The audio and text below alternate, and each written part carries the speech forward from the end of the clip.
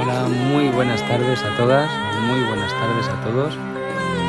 Hoy nos encontramos en Lintay, Girona, y vamos a hacer una clase extra de verano, porque como ya sabéis, no comenzamos el ritmo normal de las clases de los miércoles hasta octubre, el primer miércoles de octubre.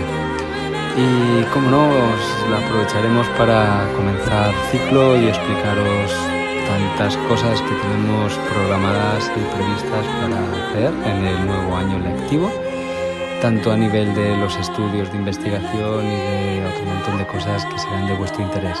Como ya sabéis, no tenemos ningún problema en contar, explicar y poneros al día de todo lo que vamos descubriendo, de todo lo que vamos estudiando, de todo lo que va estando constatado a nivel clínico con los pacientes.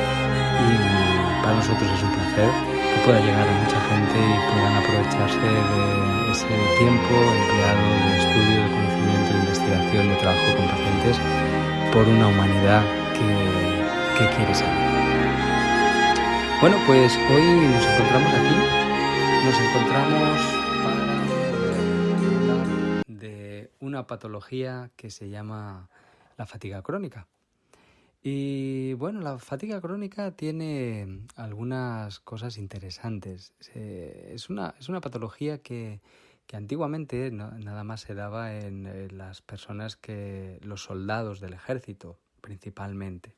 Era masculina, una patología masculina y que se daba justo en esta época.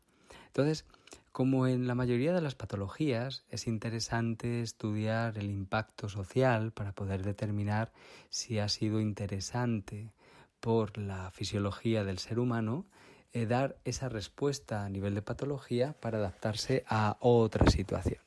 Es decir, que hay un porcentaje que sabemos en el que, por ejemplo, si sube al 1% de la población mundial una patología, ya sabemos que ha habido un polimorfismo en el que por algún motivo ha sido interesante manifestar la sintomatología que se asocia a dicha patología. Bien, si estamos hablando de que la población un 5%, un 6%, un 10%, bueno, pues ya sabemos que la cosa es un recurso o una solución que ha encontrado nuestra fisiología para mantenernos vivos en vez de morirnos, por decirlo así. Bien. Mejor intentarlo que morir sin intentarlo, ¿no? Es una premisa dentro de la psiconeuroinmunología y de la propia biología y fisiología del ser humano y de las especies. Entonces, prefiero vivir enfermo que morir ya. La vida se preserva, como se suele decir. Entonces, bueno, pues la fatiga crónica es una patología que aparecía antiguamente en los soldados del ejército. Y lo primero que tenemos que entender es ¿por qué? ¿Por qué aparece en este tipo de personas? ¿Y de dónde puede venir tanta fatiga? Porque cuando hacen analíticas a las personas, aunque el médico normalmente dice todo está bien, está correcto, usted tiene fatiga crónica, pero no sabemos por qué, porque la analítica está estupendamente. Bueno, cuando llegan los pacientes y las pacientes con patología de fatiga crónica y vemos las analíticas, nuestro equipo, que somos muy meticulosos, pues no vemos que esté todo bien, solo que no han salido asteriscos en la analítica. Y bueno, hay muchas cosas de las que nos hablan esas analíticas. Siempre tenemos en cuenta además que la analítica es una foto fisiológica de un momento y que puede cambiar muchos de los parámetros rápidamente, en cuestión de unas horas, incluso algunos de los parámetros. Entonces, bueno, pero nos sirve como referencia para entender qué está tratando de hacer la fisiología de esa persona. Entonces, bueno, hay algunos factores, ¿no? Porque, por ejemplo, lo primero que tenemos que pensar es qué hay que pueda producirnos fatiga. Entonces, cuando nosotros nos encontramos especialmente cansados o fatigados, que parece que no podemos, podemos decir, bueno, pues cuando estamos muy cansados después de una jornada de trabajo, etcétera, etcétera. Sí, pero cuando estamos realmente hechos polvo, que nos duele el cuerpo, que no podemos levantarnos por la mañana, que fijaos que esto se asocia a patología infecciosa, es decir, que el sistema inmune está inflamando de una manera bastante fuerte y se está llevando prácticamente toda la vitalidad orgánica. Hay que pensar siempre que un proceso inflamatorio, cuando es grande, como por ejemplo una gripe, que es una inflamación del 100%, todo el cuerpo se inflama, sube la fiebre, tal, una serie de cosas, pues nos produce una sensación de fatiga enorme. ¿Pero por qué? El sistema nervioso central y todos los recursos fisiológicos van derivando el consumo de ATP a inmunología, porque es más importante que la inmunología resuelva lo que podría ser la causa de nuestra propia muerte, una infección en este caso, el peligro de una sepsis, por ejemplo, ¿no? Que es el mayor peligro al que el cuerpo se enfrenta e intenta evitar de todas las maneras. Una sepsis es una infección en sangre, ¿bien? Vale, pues partiendo de aquí, podemos pensar que cuando aparece una fatiga crónica y nos encontramos con que el tiroides está bien, la persona no es hipotiroidea, que no hay motivo aparente de que pueda sentirse tan cansada, tenemos que pensar que la inmunología está inflamando por algún motivo y que está siendo mantenida ese proceso de inflamación desde todos los sistemas. El timonel, el sistema nervioso central, hipotálamo está derivando todas esas vitalidades para inmunología y la inmunología está perpetuando un proceso constante. Hay una cosa que es interesante y es que esta patología aparece en varones a partir de los 40 años. No va a aparecer en adolescentes, ni en niños, a partir de los 40 años. Y si pensamos en qué pasa a los 40 años en el varón o en la especie humana, tenemos que irnos atrás, evolutivamente atrás, miles de años atrás. Y ahí podemos ver que la esperanza de vida antiguamente pues rondaba justo los 40 años.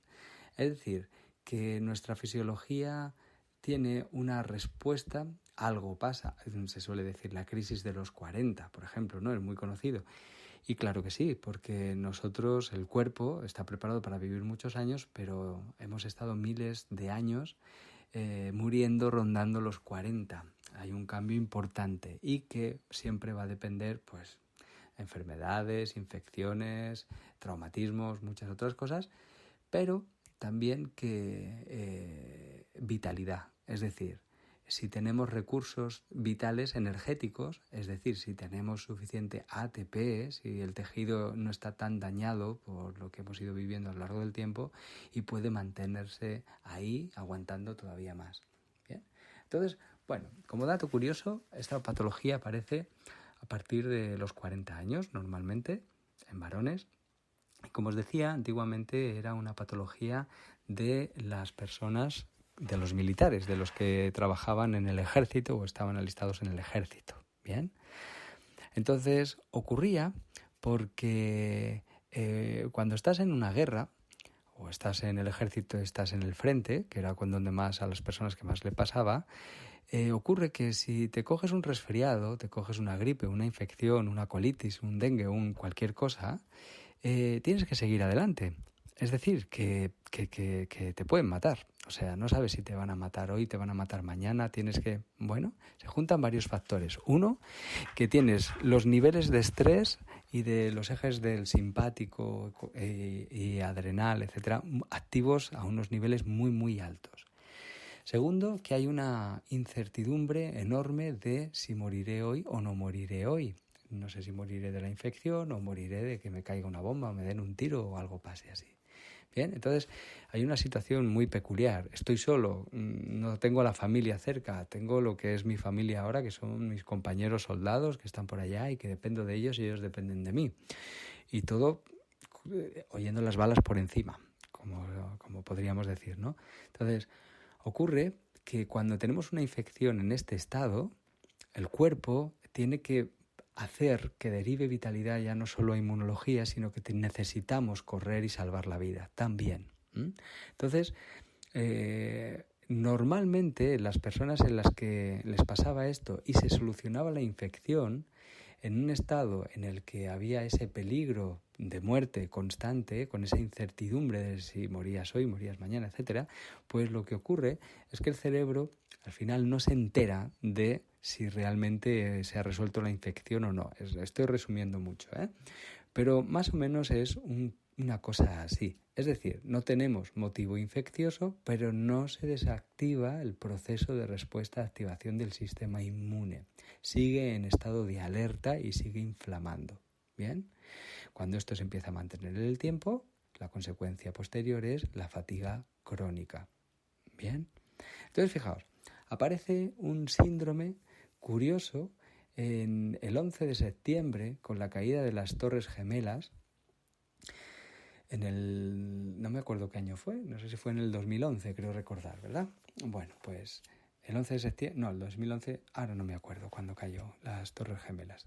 El caso es que con las Torres Gemelas, a partir de aquí se disparó la fatiga crónica como patología, de tal manera que empezó a aumentar y empezó a aumentar hasta tal punto de que, bueno, pasamos el 1% así como holgaditos y comienza a convertirse en una respuesta de adaptación social, como explicábamos antes. Es decir, debe haber algún motivo, algún interés o una respuesta igual, ¿no? Mejor intentarlo que no morir en el intento. Entonces el organismo reacciona a algo.